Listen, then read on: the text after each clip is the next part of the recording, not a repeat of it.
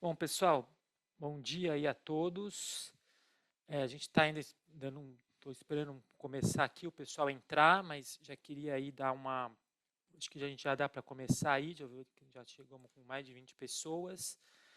Estou aqui junto com a Letícia da Deloitte. Acho que o objetivo nosso aqui hoje é a gente aqui da Brain, que é a Associação dos Incorporadores, a gente está desenvolvendo vários produtos, na verdade, indicadores para tentar entender melhor o mercado, né? A gente acredita que quanto mais informação a gente disponibiliza, quanto mais coisa a gente tem, melhor fica para vocês aí conseguirem entender como o mercado funciona. E aí a gente começou já bastante a ter uma parceria com a FIP, né, e fomos expandindo aí as empresas que a gente trabalha, a gente sempre procura trabalhar com empresas, são referência e tal, né, e nesse grupo a gente incluiu a Deloitte. A gente teve um programa, né, um projeto que a gente começou há mais ou menos 2 anos, que a gente queria ter um indicador de confiança para ver como o sentimento do mercado em relação ao setor. Porque a gente tem números que mostram como que vendeu, como que as coisas estão indo, mas é muito importante para a gente a expectativa do empresário, né? Esse é um mercado composto por algumas empresas, é um mercado de longo prazo, e geralmente aquilo que o empresário pensa é o que acaba acontecendo depois de 1, 2 anos. Assim, você fala, um empresário decide, um grupo de empresários, vamos construir um prédio, vamos construir uma coisa, eles tomam uma decisão e depois de 1, 2 anos se reflete em vendas e lançamentos, né? Então a expectativa diz muito para esse mercado, tem outros países que têm indicadores muito fortes disso. Existia já no Brasil alguns indicadores, mas a gente quis aproveitar a força da Brainc, né? Porque a gente congrega aqui 60 empresas, que são basicamente as maiores empresas do mercado, e poder perguntar de uma forma científica, de uma forma técnica, o que eles estão achando do mercado. Aí a Deloitte se interessou muito por esse projeto, a gente começou a criar um índice, né? Começamos em 2020, no auge da pandemia. A gente pegou um primeiro trimestre sem pandemia, depois pegamos um mundo de pandemia, e foi bem legal, e aí pegando essa estatística. À medida que tudo foi se consolidando, a gente foi tendo uma base legal, uma base comparativa, a gente sempre conseguia ter pelo menos 40, 50 respostas para poder ter uma amostra forte, né? A Deloitte é muito exigente em relação a isso, a gente conseguiu deixar o indicador agora que ele está explicando bastante coisa. Então é isso que a gente quer mostrar um pouco para vocês, esse trabalho. Aí eu vou iniciar, a Letícia, né, vai estar aí explicando o último indicador, explicando um pouco a metodologia também, e depois eu, Renato, eu vou entrar finalizando, mostrando um pouco como que o indicador serviu para prever o mercado, fazer um contraponto dele com os demais indicadores e mostrar até que tem uma correlação forte e mostrar que essa ferramenta aí está sendo muito útil aí para o mercado. Então, é esse nosso interesse. Muito obrigado, Letícia, obrigado pela parceria e vamos começar com a apresentação. Bom dia, pessoal.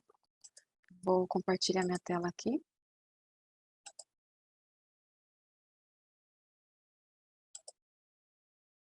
Já estão vendo? Posso começar?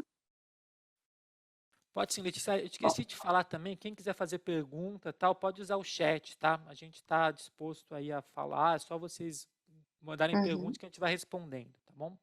uhum. Se tiver alguma pergunta no meio da apresentação, pode interromper, Renata ou Carol, e aí a gente vai conversando e depois no Acho que é final melhor, também. deixa mais dinâmico, né? Acho que aí a gente, Isso, tá bom?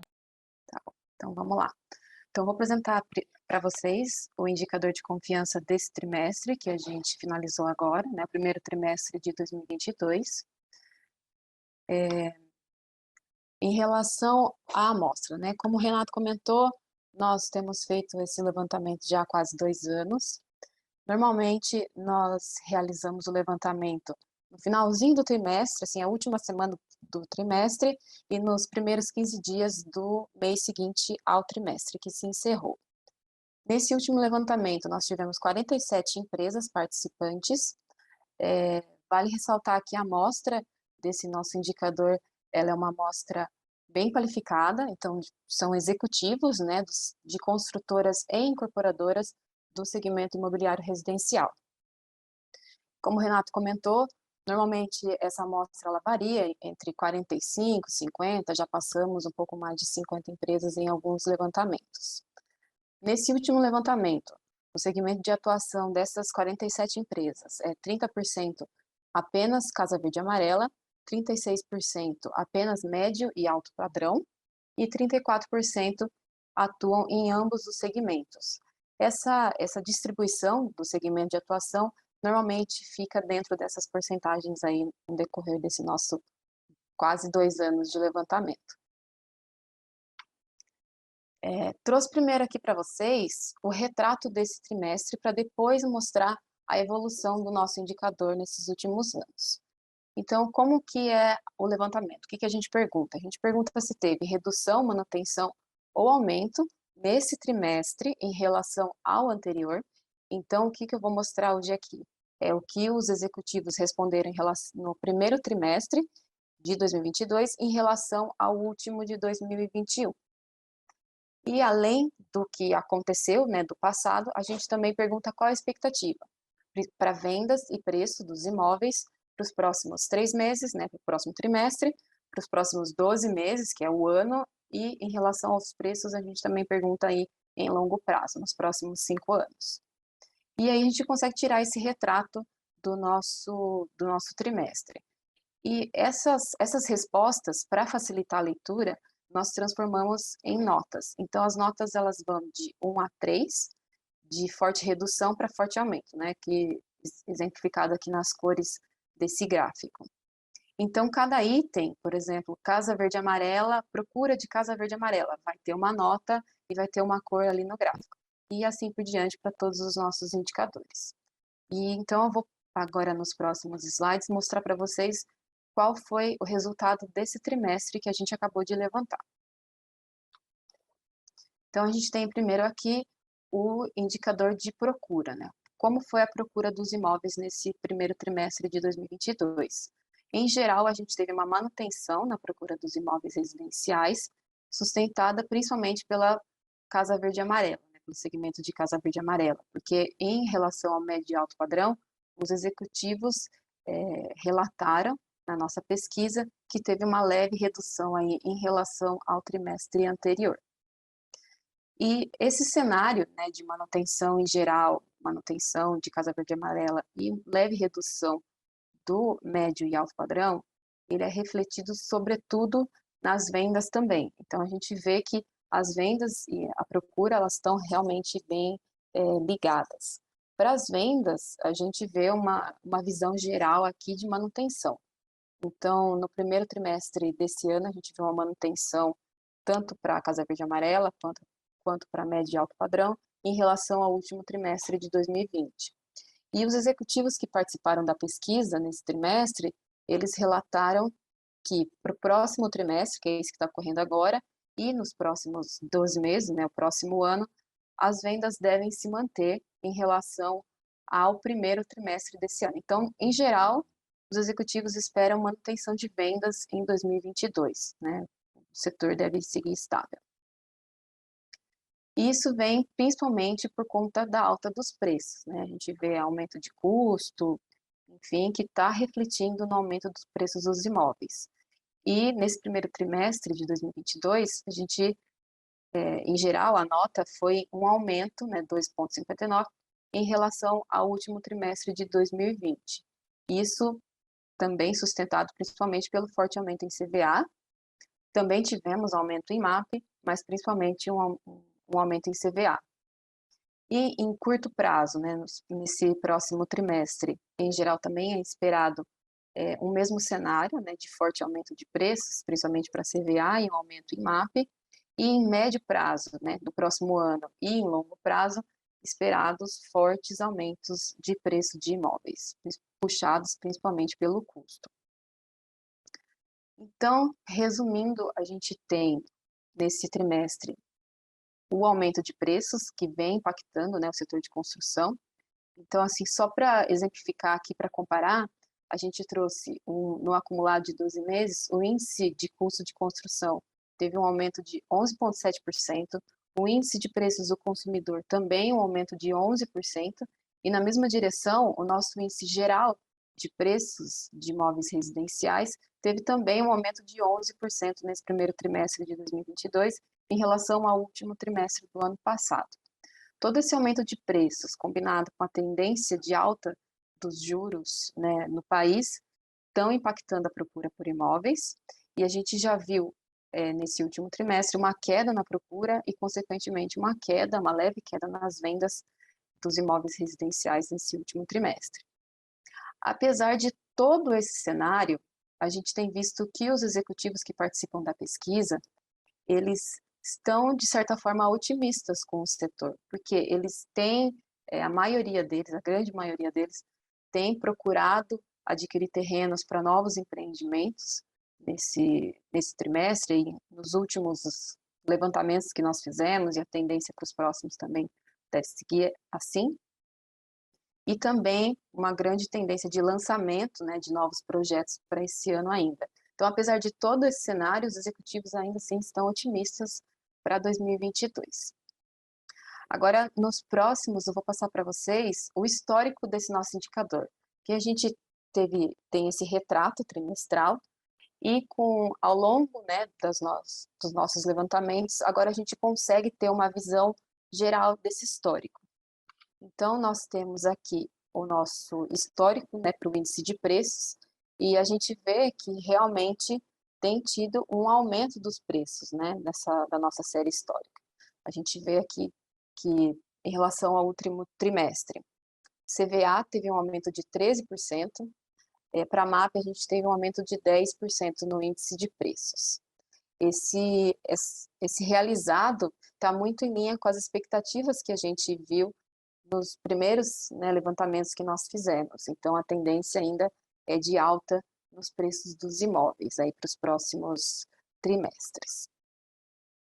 Então, a gente transforma a nota em índice e aqui a gente tem nosso índice. E, indo nessa linha de aumento de preços, assim como a gente viu para o trimestre que aconteceu, né, no retrato, o índice de procura, ele tem oscilado bastante, né, pelo menos nesses últimos quase 2 anos que a gente tem feito esse levantamento. E entre o quarto trimestre de 2020, que é em meio ali à pandemia, até o meados, um pouco mais de 2021, a gente teve um otimismo aí do mercado, a procura estava em alta, aí começou a aumentar a taxa de juros, a gente já viu essa queda na procura, né? Então a gente teve essa redução aqui nos preços, na procura dos imóveis nesse último trimestre em geral. Para a CVA a gente tem essa leve retomada, mas ainda assim a gente não viu a volta, né, nos bons patamares que a gente teve no último trimestre de 2020 e basicamente quase o ano ali de 2021, que estava um índice acima de 140, né? Agora a gente está com o índice ali em 135 realizado, mas ainda não voltou àqueles bons patamares. Para o MAP, a gente viu aí, tem uma queda, já faz uns 3 trimestres que a gente vê que vem caindo esse índice de procura. Aí nessa mesma linha do índice de procura, a gente tem o índice de vendas, né? O comportamento é bem parecido. Então a gente teve essa queda, né, há 3 trimestres para a MAP, nesse último trimestre caiu 5%, e para a CVA a gente esboçou aí uma recuperação nesse último trimestre. Interessante notar que, com as expectativas dos executivos, para os próximos trimestres a gente pode ter um índice de CVA acima até do índice de MAP, né? Ele pode se inverter aí no futuro, a gente vai ficar prestando atenção nisso para os próximos levantamentos, para ver se isso realmente se concretiza. Bom, além do histórico desse índice de procura, vendas e preços, nós também perguntamos para os executivos que participam da pesquisa se eles pretendem lançar imóveis nos próximos 3 a 12 meses. E nesse último trimestre, 95% dos executivos que participaram disseram que sim, pretendem lançar imóveis no próximo ano, né? Um pouquinho mais para a MAP do que para a CVA, mas assim um índice bem otimista nesse mercado. E a gente vê que no histórico do levantamento desse resultado de lançamentos, sempre acima aí dos 90% de confiança desses executivos em lançar imóveis no próximo ano. Aí, além do lançamento, nós também perguntamos em relação à aquisição de terrenos. E isso é muito interessante porque adquirir terrenos para desenvolver novos projetos, né. Então, no último trimestre, nesse resultado do trimestre que nós levantamos, 79% dos executivos pretendem adquirir terrenos nesse próximo ano para desenvolver novos projetos. O último trimestre de 2021, esse índice estava um pouco mais abaixo, né, de 70 ali, 70 e pouco, mas no histórico a gente vê que sempre acima de 70% dos executivos estão sempre em busca de adquirir terrenos, estão sempre otimistas em relação a desenvolver novos projetos no segmento imobiliário residencial. Em geral, bem rápido, né, é isso que a gente tinha para passar no nosso levantamento do indicador. E aqui eu queria primeiro agradecer os executivos que têm participado dos nossos levantamentos, né, temos empresas aí que participam desde o começo com a gente, tem empresas que chegaram um pouco depois, mas que no último ano têm participado de todos os nossos levantamentos trimestrais, e fica o convite para vocês, executivos de construtoras e incorporadoras, a participarem do próximo levantamento, tanto nós, Deloitte, quanto a Brainc, nós fazemos, né, a divulgação do campo da pesquisa, então atento às nossas mídias sociais, né, os e-mails que a gente envia, o Renato envia até mensagem em WhatsApp pessoal.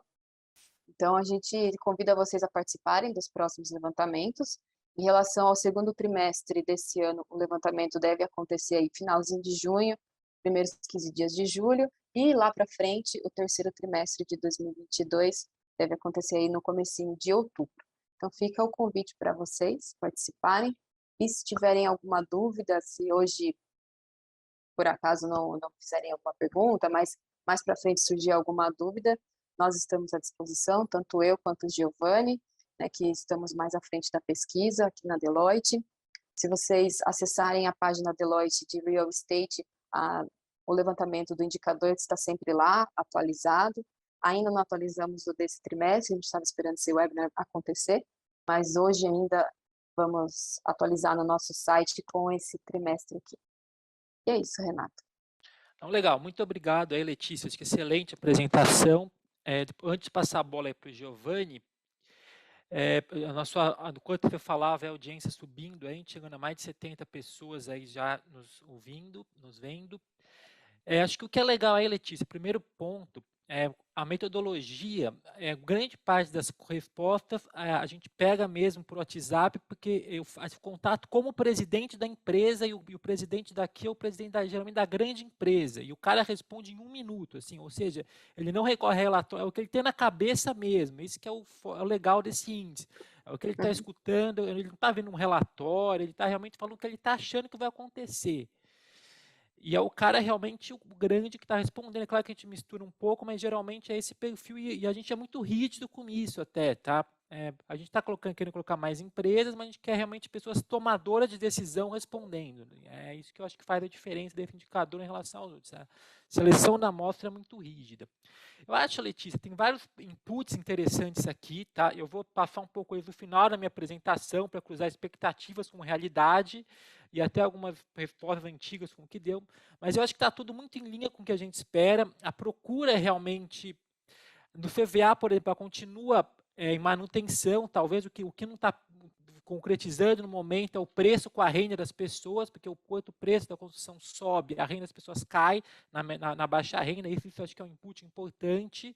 Isso está sendo agora resolvido em parte por uma medida do governo, que é um aumento do subsídio, que é o valor que a pessoa ganha, que algumas pessoas têm direito, por de mais baixa renda, a comprar um imóvel. Então, isso é uma forma de você normalizar essa questão. Então, isso é uma coisa que deve melhorar um pouco, fazer com que a procura do CVA vire um pouco, volte a virar vendas, porque não vinha acontecendo. Isso eu vou mostrar um pouco mais para frente. Eu acho que esse é um input legal. A questão de preços, ela é totalmente preponderante. Realmente todo mundo está vendo aumento de preço, porque as pessoas, os imóveis estão ficando mais caros e os custos de materiais subindo muito. Acho que isso é uma coisa inevitável, é uma tendência mesmo que está acontecendo, tá? Acho que tem a questão do financiamento, que é uma coisa é a procura, outra coisa é a venda, e o financiamento é a chave para fazer, e os juros baixos, né, que a gente ouviu a Selic subindo ontem, mas o juro do crédito imobiliário ainda não subiu tanto, mas essa é a chave de viabilizar a coisa acontecer, né?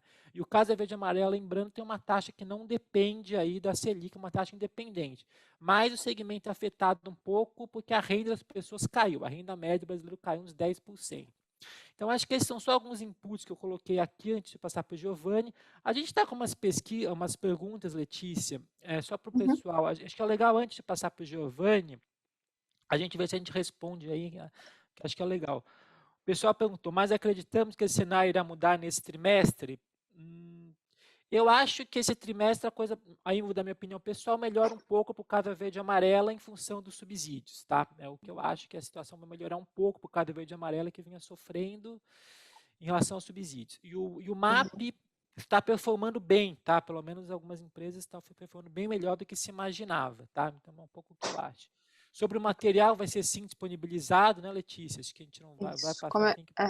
Como eu É, comentei, essa apresentação é o nosso resultado do trimestre, então logo mais está disponível no site da Deloitte. Acho que a Brainc também, né, divulga sim, esse resultado, esse material está disponível para vocês acessarem em qualquer um dos sites. é isso aí. Outra E, pergunta do Marcos, tem pode isso. falar. Do Marcos Basso, Não. como está o levantamento de estoques? A gente não pergunta aí sobre estoques, mas eu Uhum. tenho no meu indicador o estoque. O que eu observei, lembrando que a Brainc é grandes empresas, geralmente, mas eu acho que reflete um pouco geral, os estoques do MAP, que é o segmento médio alta renda, né, que depende do fundo da poupança, ou até mesmo pessoas de alta renda que compram sem financiamento, o estoque, apesar de ter subido um pouco, a velocidade de venda segue boa. Quando a gente cruza estoque sobre velocidade de venda, a gente até está vindo uma boa velocidade de venda em relação à média. O Casa Verde Amarela realmente acumulou um pouco mais de estoque no final do ano, porque realmente a gente teve aí no decorrer do segundo semestre uma piora na performance do programa em função disso que eu falei. A renda do programa, as rendas das pessoas caíram e aí a parcela parou, não consegue mais caber no bolso, né? Como você tá falando de baixa renda, ela é mais sensível e prejudicou um pouco a performance do programa. A gente espera uma recuperação dela daqui para frente, porque o governo corrigiu parte disso com as curvas de subsídio que foram implantadas aí no primeiro trimestre, uma delas no início, mais para março, a outra em agora 12 de abril. Então, esse efeito deve fazer com que no segundo semestre a coisa melhore um pouco e o estoque dê uma baixada. Mas o estoque hoje, a situação um pouco pior no segmento Casa Verde e Amarela, mas não temos estoques assim em níveis preocupantes, diria eu. Tá? Isso eu já quero fazer um moto geral. Como as empresas estão distribuídas, aqui na Brainc, é um pouco mais preponderante São Paulo, Sudeste, tá? Realmente é isso, embora a gente tenha pessoas das 4 regiões do Brasil respondendo. Só acho que é a região Norte, porque não tem ninguém respondendo, mas a gente tem aí pelo menos uns 10, eu vou chutar aqui, tá? Mas pelo menos eu acho que uns 10 estados, aí, empresas com sede em 10 estados sendo representadas. Tem empresas aí, empresário que responde que, por exemplo, numa MRV que opera no Brasil inteiro, tem empresas com esse perfil.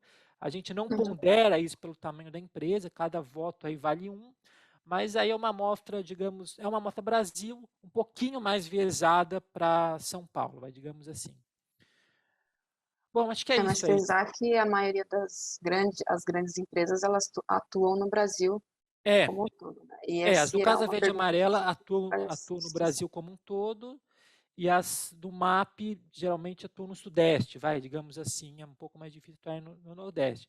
Mas eu acho que a gente tem também, até pela distribuição dos mercados, a gente tem quase que uma amostra boa do Brasil. Eu diria, uma amostra do Brasil bem representativa, um pouquinho mais viesada para Sudeste, assim, digamos Sim. assim. Tá. Giovanni, está por aí? Quer comentar alguma coisa aí? Sei que é um grande pai aí desse índice. Quer falar alguma coisa? Tá por aí, Giovanni? Olá, bom dia, Renato. Bom dia, Letícia. Bom dia a todos. Peço desculpas aqui o meu atraso aqui. O vizinho aqui tá quebrando o apartamento dele, né? Está reformando. Acho que isso ilustra um pouco ainda desse movimento aí que nós tivemos aí nesse período, infelizmente triste aí de Covid, mas que mudou muito aí as tendências de consumo, a demanda aí por reforma e novos imóveis, né? Então, eu, eu iria entrar aqui no final para passar um pouco aqui de perspectiva, né? Tem alguns que olham esses números e falam, nossa, João, mas com o aumento de taxa de juros, a taxa de desemprego tão alta, como é que esses números ainda aparecem ainda ser positivos, né?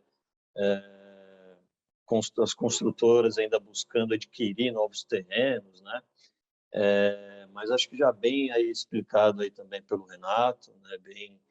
E só complementando aí o que já foi bem explicado, né? A gente está falando aí de um segmento que tem um ciclo de vida de 3, 5 anos, né? Então não estão olhando, né, essa expectativa que tem aí um fator de decisão estratégica, está olhando aí pelo menos para o médio prazo, né? Está olhando para 2023, 2024, 2025, né? E a gente, apesar de o aumento aí de preços, né, dos insumos, né, eu aqui como economista da Deloitte tenho participado aí de muitas conversas aí com associações empresariais. Infelizmente, a pressão inflacionária ela vai permanecer, né, e vai se estender. Isso aí é um fator aí também global e, claro, também tem aí, evidente, alguns aspectos no mercado nacional. Mas, por outro lado, a gente tem alguns pontos aí também de a recuperação aí no pós-Covid, né, a retomada de algumas atividades presenciais, principalmente do pequeno negócio, do pequeno varejo. Isso tem um efeito multiplicador de renda, uma evolução muito grande, principalmente em regiões, quando a gente fala no Nordeste, por exemplo, que teve um impacto muito grande a taxa de desemprego, está começando a retomar agora o turismo, hotelaria, né? Então a gente tem alguns pontos positivos. E para fechar, né, a gente recentemente saiu no jornal aí, há uma concorrência por busca de espaço aqui, pelo menos na cidade de São Paulo, no Grande Centro, né? É uma concorrência, né, de espaço para trazer um novo produto, a nova oferta, né, desse consumidor que pede aí cada vez mais uma residência flexível que possa trazer mais serviços, né, além da moradia básica, né? Então, esse novo formato tem puxado também essa demanda. E olhando para 2023, 2024, há expectativa pelo menos um pouquinho aí da queda aí da taxa de juros e um aquecimento da atividade econômica e fortes investimentos aí para 2024, segundo semestre de 23 e 24, né? Então, olhando mais para frente, né, a gente ainda tem uma perspectiva positiva, né? E a curto prazo, esse ano realmente é cheio de desafios, muita volatilidade, incerteza, mas para o médio ainda a gente nós seguimos aí com fatores positivos, tá bom? Acho que é isso aí a mensagem aí bem resumida, só complementando aí o que já foi bem passado pelo Renato e pela Letícia. Aí estou à disposição aqui para responder perguntas. Não, legal, aí, obrigado, Giovanni. Eu estou vendo aqui duas outras questões que foram colocadas aí nos chats. Uma delas perguntando aí sobre quebra de imóvel de até 1 milhão e acima, porque a sensibilidade muda muito. A gente pode pensar isso também, e também perguntando sobre inadimplência, se tem como colocar na amostra. A inadimplência aqui a gente não tem nessa pesquisa, mas eu acompanho muito ela por outros indicadores. Tem a parte do distrato, né, que é um ponto muito importante, que é quando a pessoa compra o imóvel na planta e depois até o imóvel ficar pronto, ela desiste dessa compra, que foi um grande pesadelo para o setor, esse indicador no mercado de médio alto padrão, né, que é um mercado em que ocorre o repasse na planta, no outro, desculpa, que o repasse é feito só na hora que o imóvel fica pronto. No caso do Verde Mar não há esse problema, porque o repasse é feito logo no início. A gente chegou a quase 50%, né, dessa relação. Hoje essa relação está em menos de 10%, para vocês verem como melhorou. E assim, na inadimplência da parte pré-obras, pré-chaves, a gente sabe que está muito baixa. Tá? E aí a pós-chaves, né, que a gente consegue monitorar pelo SFH, pelos dados do Bacen, também continua em patamares muito baixos. Tá? Essa pesquisa não sei se faz muito sentido. A gente pondera um pouco o tamanho da pesquisa com o nível de informação, porque é claro que quanto mais informação, melhor, mas aí o pessoal vai também começa como são altos executivos, a gente tem muito pouco tempo para responder, às vezes se eu começo a botar muita pesquisa, muita pergunta, o pessoal acaba não respondendo também, né? A verdade é essa. Mas a gente faz sim, acho que é legal esses inputs para a gente pensar em alguns incrementos de informação, né? E acho que esse dado aí do investimento ele é muito legal, porque ele mostra que você comprar um terreno porque você está acreditando, né? Como o Giovanni falou, 4, 5 anos, é porque o cara está acreditando que tem futuro, né? Senão ele para de comprar terreno. Então esse é um grande indicativo de que o mercado de fato pode aí continuar performando daí para frente. Bom, acho que agora eu vou mostrar um pouco aqui alguns dados aqui nossos, tá?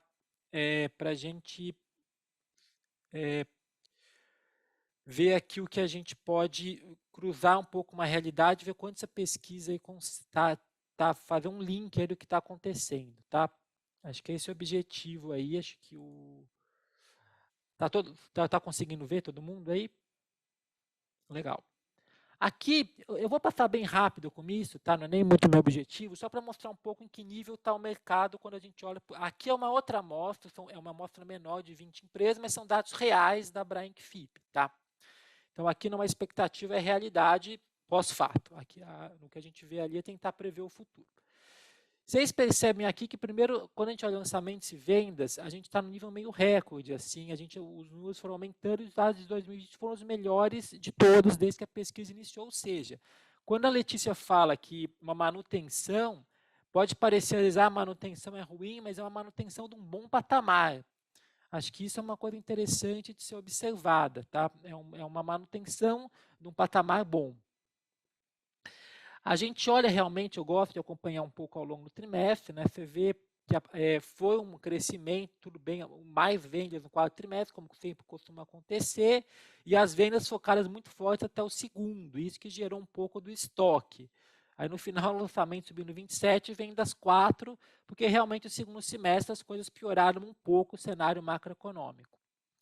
Aí olhando um pouco os segmentos, né? Aqui e o ano finalizando aí quando a gente fala de estoque, um estoque um pouco mais alto, e quando a gente fala em meses para acabar o estoque, num patamar aí de 15 meses, um patamar um pouco maior do que a média aí, mas também não é tão preocupante, muito puxado aí pelo caso verde e amarelo.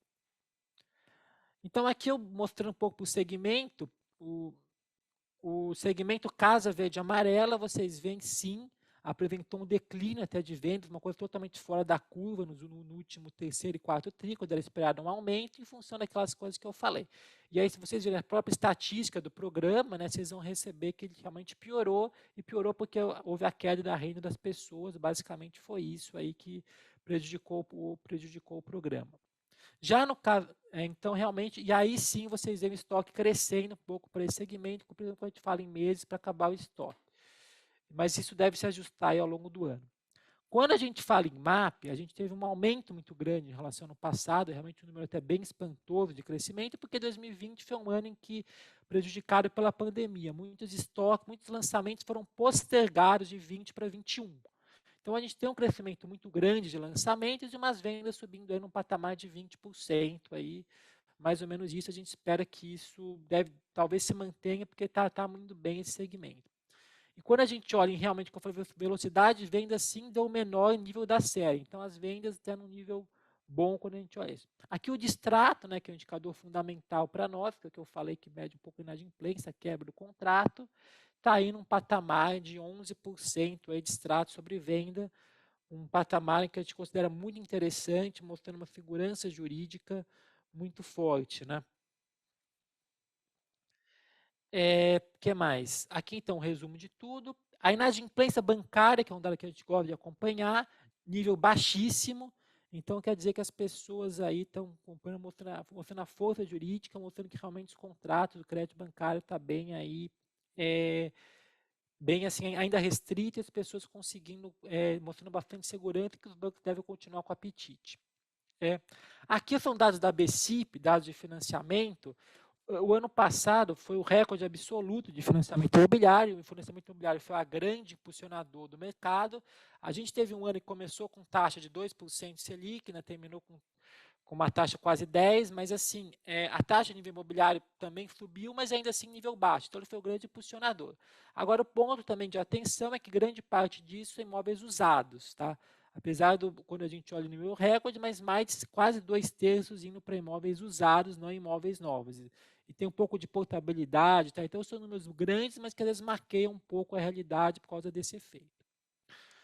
Agora eu vou passar aqui um pouco, então, como que está esse ano, tá? Eu falei do ano passado, agora esse ano que era o problema, que é um pouco o que está ali no trimestre que a Letícia falou.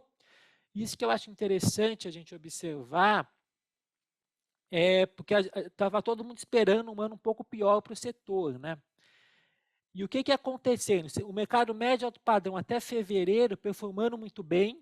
A gente vê, em relação ao ano passado, você vê que as vendas, tudo bem que janeiro e fevereiro é uma amostra pequena, mas 92% de aumento de vendas. Então você vê o mercado médio alto padrão muito bem. Já o mercado Casa Verde e Amarela, como esperado, caindo aí 15% de vendas. Lembrando que eu falei janeiro e fevereiro, como não teve efeito ainda as curvas de subsídio que entraram, que devem fazer efeitos, eu acho que mais para maio, junho. Então, até ali, realmente é esperado um mercado cada vez mais indo pior. É só vocês virem nas estatísticas do governo, o programa está realmente performando bem abaixo dos anos passados, esse começo de ano. E a gente espera que reverta, até porque no ano eleitoral tem tudo aí para se reverter essa questão aí, com os subsídios entrando mais forte, que é isso que vai fazer os subsídios que eu falo, os subsídios complemento, né, que é o subsídio que é pago pelo FGTS, não é nem um subsídio da União, não é uma coisa que já está prevista no programa, é simplesmente uma mudança na regra, na curva do subsídio que foi feita para permitir que a renda do trabalhador se readeque, dado que houve essa queda de renda. Então, esse é o desenho do mercado até agora, com mapping do bem e cada verde e amarelo um pouco pior. Aqui um pouco a gente olha a expectativa, né? Isso é uma coisa que a FIP faz, ela deu uma cruzada, realmente ela colocando aí que casa verde e amarela deve dar o MAP aí deve subir bastante, tal, em relação ao casa verde e amarela. Eu até acho que isso é um dado estatístico, né? Ele simplesmente fez uma regressão e continuou, mas eu acho que depois, ao decorrer do ano, o casa verde e amarela deve ganhar um pouco mais de espaço e o MAP talvez diminua um pouco do que está aí, por causa que os juros do crédito imobiliário estão subindo um pouco e deve dar uma pequena freada, embora eu não acho que isso vai inviabilizar as compras, tá? Aqui ele abre um pouco por segmento. O que eu acho legal aqui para mostrar é como está o crédito imobiliário esse ano, né? Porque se falam muito que o crédito imobiliário, que foi o grande motor do ano passado, podia estar pior esse ano. Tá um pouco, quando a gente olha o primeiro TRI, que foi, lembrando que ano passado foi um grande recorde, né? Então, enfim, manter o ano passado já é uma grande vitória. A gente tem 43 bi no primeiro TRI contra 41 bi agora. Lembrando que esse 43 bi foi obtido numa época de quase 2, quando a Selic estava 2, 3, 4%, e o crédito imobiliário numa média de 7, mais ou menos, 7,5%, e agora está quase 10%. Ou seja, obtido num cenário muito diferente agora, e você vê que mesmo com juros mais altos, o mercado de crédito imobiliário segue relativamente bem em patamares próximos de 2021. Como vocês observam, 2021 quase que foi o dobro de 2020 e mais que o dobro de 2019. Então, realmente é uma manutenção num patamar muito bom. Isso aqui é um dado oficial da BCIP e esse é o grande combustível do mercado, tá? Seja dinheiro para imóvel novo ou usado, ele oxigena o mercado para novas compras, tá? Então, realmente o crédito imobiliário segue forte. Essa acho que é uma notícia boa para a gente. Aqui é o preço, né? É o que a Letícia tanto comentou. Isso aqui é o dado de como foi a valorização de preço. Você vê que no Brasil, 17% de valorização de imóvel, de acordo com o dado da BCIP. É um dado bem expressivo, né? O preço de imóvel valorizou muito. Acho que poucas aplicações renderam tão bem como imóvel nesse último ano. Então, você vê que São Paulo, até com o indicador, está um pouco acima da média. Agora, até o Rio de Janeiro também começou a despontar. Antes, São Paulo estava puxando. Agora, outras capitais aí começando a aparecer aí, Rio de Janeiro, que vinha muito ruim em termos de preço, em termos de performance, voltando a subir. Então, isso mostra aí que realmente o preço do imóvel é uma coisa interessante, e por isso que as pessoas estão indo atrás de terreno também, porque os terrenos que têm são valorizados, né? Em grandes cidades isso começa a ficar mais raros também. Então, ainda assim, com alto custo, ainda está se viabilizando aí o imóvel para as empresas, claro que num cenário um pouco pior do que a gente vinha um ano atrás, mas ainda o mercado continua, apesar dos desafios, as empresas estão performando relativamente bem, tá? Cenário econômico, aumento de custos, é o INCC, tá? Vocês veem aqui que o INCC subiu sempre acima da inflação, isso é um dado importante, quer dizer que, embora na prática a renda das famílias não acompanhou a inflação, mas quando você olha o custo das construções, foram sempre acima da inflação. O pico do INCC foi 17% no meio do ano passado, depois ele começou a cair. Ele caiu agora, já está 14% aqui, agora esse ano já está em 12%, 11%. Com a guerra, infelizmente, acho que ele não vai conseguir cair para um patamar tão menor como a gente esperava. Eu espero que ele finalize 2020 com uns 9%, 8%, porque a gente é muito influenciado por alguns produtos aí que são commodities, como aço. O aço é o grande componente pelo tamanho dele na obra, mas tem alguns outros também crescem muito, que são derivados, até o PVC, que depende de plástico, petróleo, essas coisas aí estão subindo muito, né, em função agora da guerra, do dólar, e aí agora, então, a gente ele estava numa tendência de queda, talvez essa queda amortize um pouco, mas ainda assim acho que a tendência de queda, a gente teve alguns reajustes de alguns produtos, mas a gente espera também que ao longo da coisa vai se normalizando um pouco para uma inflação pelo menos de 8%, 9%. Tá? Isso é o que o INCC reflete. Lembrando que na prática, né, o INCC é uma cesta feita pela GV, então um pouco desatualizado o método, né, porque o orçamento não está tão, já está há muito tempo que não é mudado, mas então os custos na prática estão até um pouco maiores do que estão se refletindo aí, tá? Mas a gente vê aí que pelo menos está numa tendência um pouco de que já não está tão grave como foi em julho do ano passado. Aqui é uma simulação que eu faço do pouco do efeito da Selic. Você vê que a Selic subiu de 2 para 1,75, né? Tendo mais uma vez elevada agora. Então está em 12,75, ou seja, quase 9%, quase 10%, já passando agora ontem de 10% de aumento de Selic aí em 1 ano e 3 meses. Mas a taxa do crédito imobiliário, vocês têm que lembrar que ela é atrelada à poupança. A poupança ela é 70% da Selic, mas parando tendo um teto aí de 6% ao ano. Isso faz com que freie um pouco esse aumento em relação à Selic. Ó. Vocês verem que se o crédito imobiliário subiu, se a Selic subiu de 2 para 12, a taxa do crédito imobiliário subiu só 2%. A magnitude do crédito imobiliário é um pouco menor. Claro que 2% não é pouco. 2% aumenta uma parcela em 18%, e para uma continha que a gente fez, tira 2 milhões de famílias do mercado de financiamento, né? O que não é pouco, porque o mercado de financiamento imobiliário de bancos já pega um número pequeno da população brasileira, então se tirar 2 milhões de famílias dali não é pouco, é bastante. Mas a gente acha que ele ainda dá para se viabilizar um pouco, o que a gente está mostrando pelos dados da ABCIP. Tá? Tem umas pesquisas comportamentais que a gente fez com a Brain, já antevendo isso, perguntando assim, a gente perguntou para todo mundo que comprou imóvel em 2021, caso a taxa do crédito imobiliário subir um ponto e meio, você mantém a compra ou não? Né? Você deixaria de comprar o imóvel? Né? Que é a pergunta que foi feita. Aí 65% diz que não deixaria de comprar imóvel, ou seja, que manteria a compra. O que a gente quer dizer é que mesmo com a taxa subindo, as pessoas ainda têm um intuito de manter a compra, manter a intenção de compra de imóvel. Isso que eu acho que mantém. E o que mantém isso de pé, na minha opinião?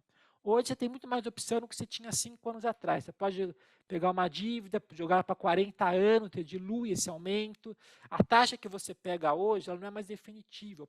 Hoje eu pego uma taxa no banco de 10%, eu posso daqui a 2 anos, numa situação melhor, trocar esse financiamento por um juro de 8%, 7% em um outro banco.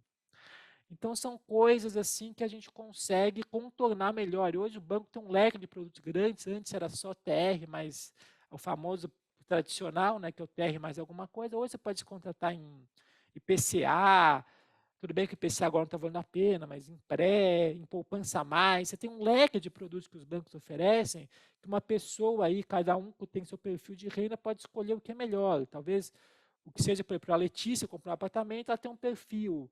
Uma outra pessoa, talvez, pode ter outro perfil. Às vezes uma pessoa, eu sou uma pessoa mais jovem, eu sei que minha renda vai crescer ao longo dos anos, eu posso pegar um financiamento que tem uma parcela um pouco menor e que vai subindo ao longo do tempo. Eu sou uma pessoa já mais velha, eu vou escolher o contrário.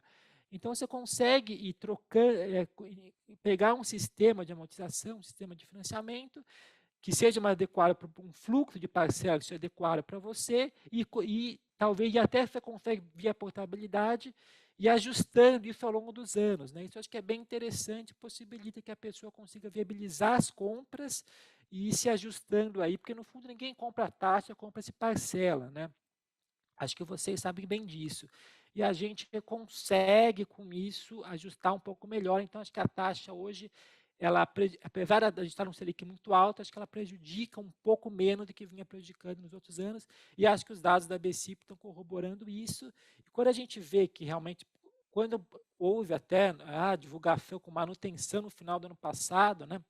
Até o indicador estava dando isso, a gente achou que era um pouco excesso de otimismo, que o mercado ia despencar tal, a gente achou que o pessoal estava um pouco forçando a barra, mas de fato ele está se mantendo um pouco com o que foi previsto. Então, as previsões que eu lembro que foram feitas por esse indicador aí da Deloitte em dezembro do ano passado, pareciam um pouco otimistas demais, dada a situação que estava se desenhando.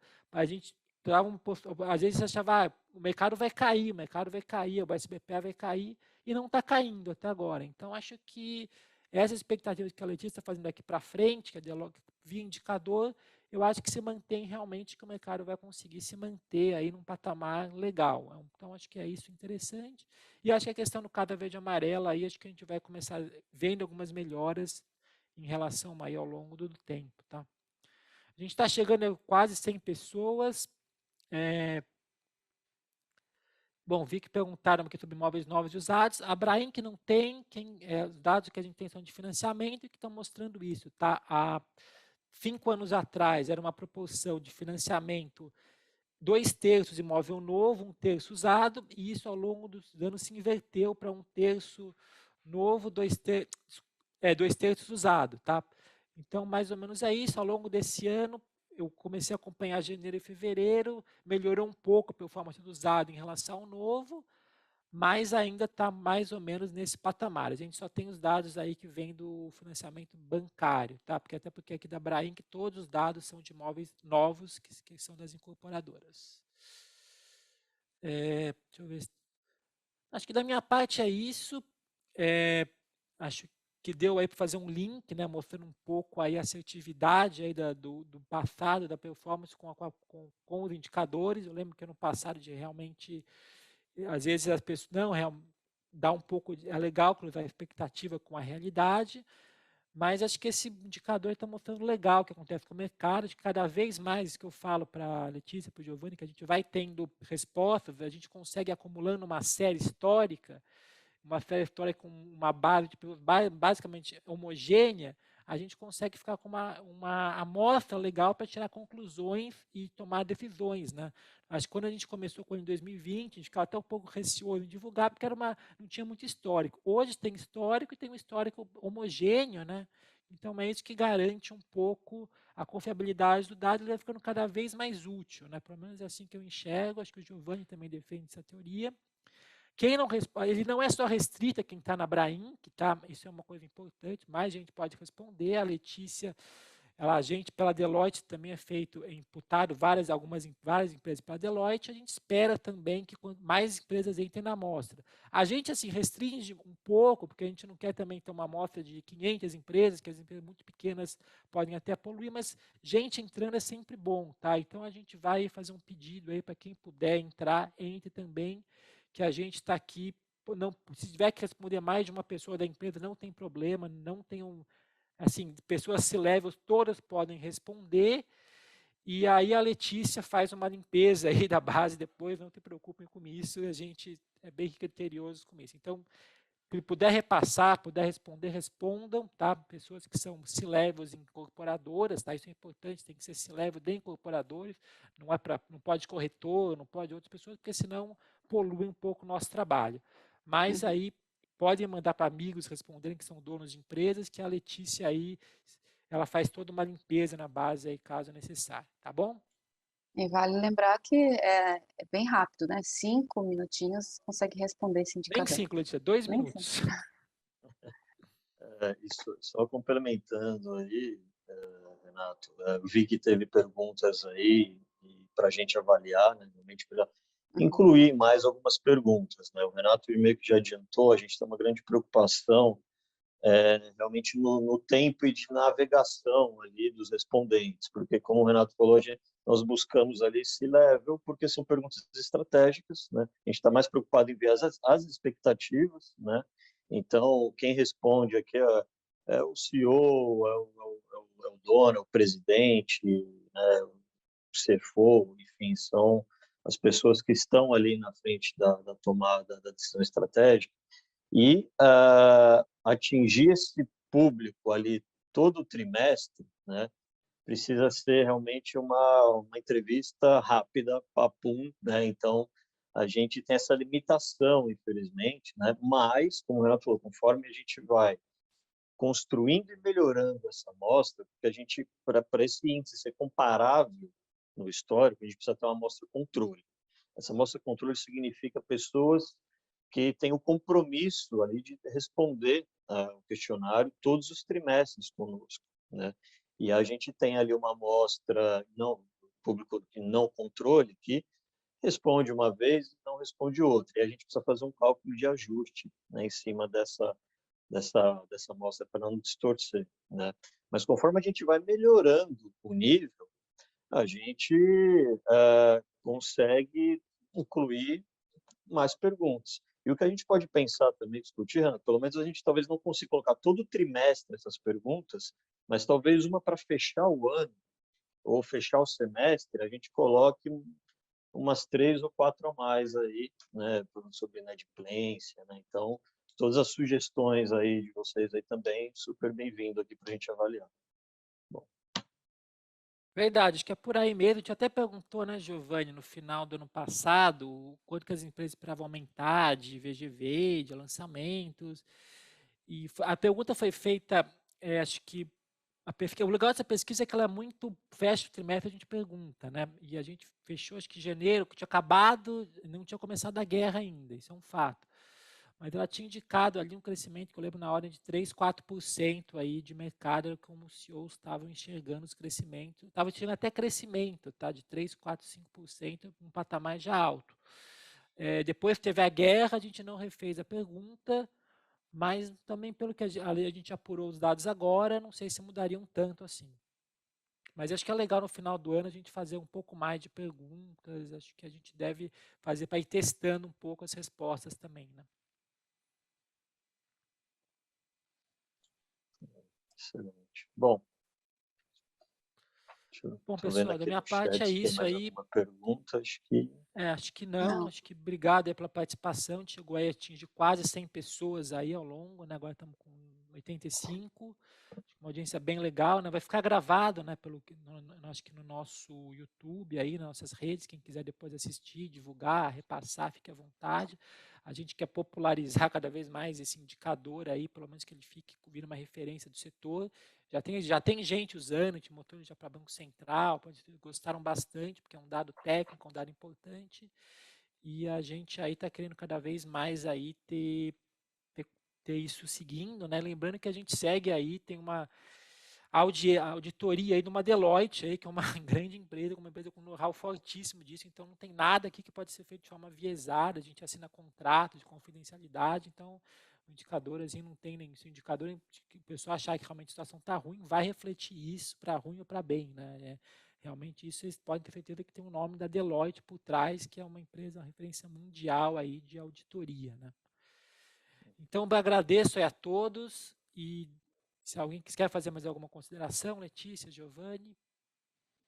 não, acho que é isso, Renato. Aqui até agradeço aí por passar aí um retrato um pouco aqui da nossa preocupação e da nossa responsabilidade aqui em nome da Deloitte, né? Para nós é sempre um prazer estar compartilhando e discutindo, né, com as empresas e aí, claro, com todas as pessoas para a gente poder entender e se preparar para o cenário, buscando oportunidades, os preparar os desafios, né?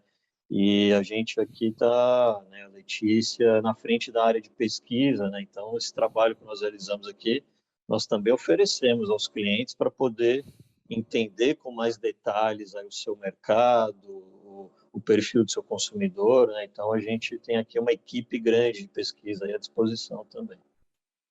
É isso. Muito obrigado. Aí ficamos à disposição.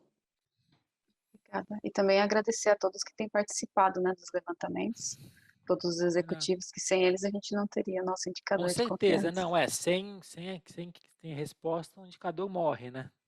Então, muito obrigado a todos aí, obrigado a quem assistiu aí. Até mais, pessoal. Obrigada, tchau, tchau. Tchau, tchau.